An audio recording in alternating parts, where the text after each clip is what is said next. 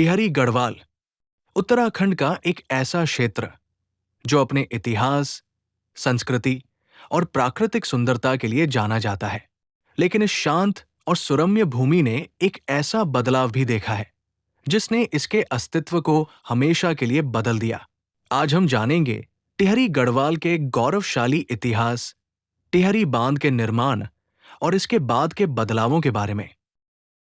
टिहरी गढ़वाल का इतिहास 9वीं शताब्दी में गढ़वाल राजवंश की स्थापना से शुरू होता है। कहा जाता है कि राजा कनकपाल ने इस क्षेत्र को एक शक्तिशाली साम्राज्य में बदल दिया। मूल रूप से इसकी राजधानी श्रीनगर थी, लेकिन बाद में इसे टिहरी में स्थानांतरित किया गया। 1815 में गोरखा आक्रमण के बाद टिहरी ब्रिटिश गढ़वाल से अलग होकर एक स्वतंत्र रियासत बना। यहाँ के राजाओं ने इसे एक सांस्कृतिक और प्रशासनिक केंद्र के रूप में विकसित किया। 1978 में टिहरी बांध परियोजना की शुरुआत हुई। ये बांध भारत का सबसे ऊंचा और विश्व के सबसे ऊंचे बांधों में से एक है। भागीरथी और भिलंगना नदियों के संगम पर बने इस बांध का मुख्य उद्देश्य था जल विद्युत उत्पादन, सिंचाई और पेयजल आपूर्ति। लेकिन इस विकास की कीमत पुरानी टिहरी शहर को जलमग्न करके चुकानी पड़ी।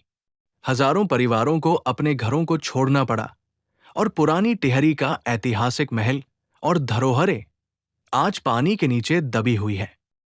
पुरानी टिहरी के डूबने के बाद नई टिहरी को एक योजनाबद्ध शहर के रूप में 1550 मीटर की ऊंचाई पर बसाया गया।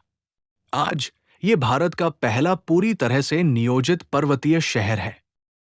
यहाँ आधुनिक सुविधाओं वाले स्कूल, अस्पताल और बाजार है।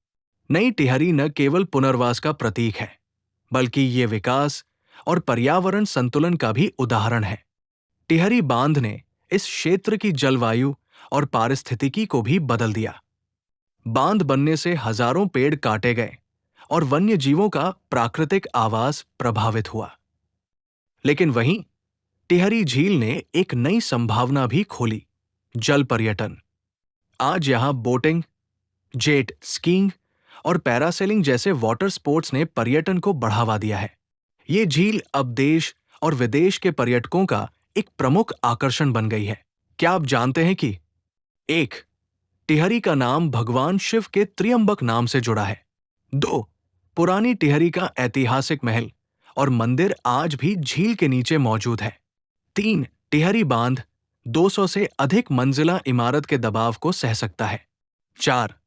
ये बांध 2600 मेगावाट बिजली उत्पादन की क्षमता रखता है। 5. टिहरी गढ़वाल पंचप्रयाग का हिस्सा है, जहां गंगा की उत्पत्ति होती है। टिहरी गढ़वाल आज भी अपनी धार्मिक और सांस्कृतिक विरासत को संजोए हुए है। देवप्रयाग, जहां भागीरथी और अलकनंदा का संगम होता है, गंगा नदी के उद्गम का पवित्र स्थल है। कुंजापुरी मंदिर और चंबा जैसे स्थान न केवल धार्मिक बल्कि ट्रेकिंग और शांति के लिए भी प्रसिद्ध है।